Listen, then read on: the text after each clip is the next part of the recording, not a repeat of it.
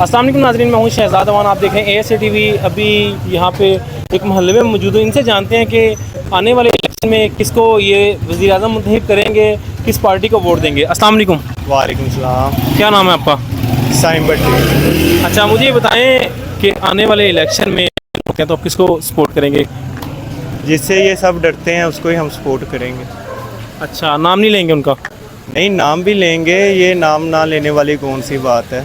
आपको पता है पाकिस्तान के अदारे इस तरह के हैं कि जो इधर अच्छा बंदा होता है या जो अच्छा काम करता है उसको ये हिला के रख देते हैं।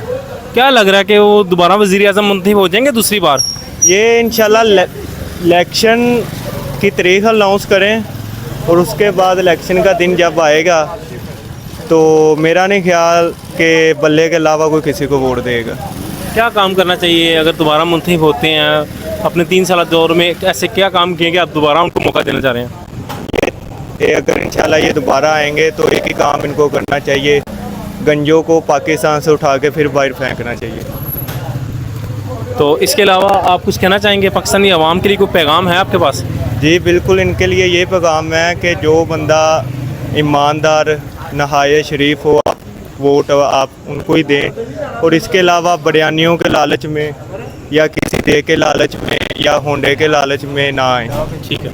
आप भजन किसको वोट देंगे?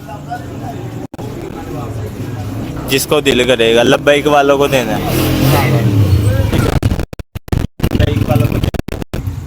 चल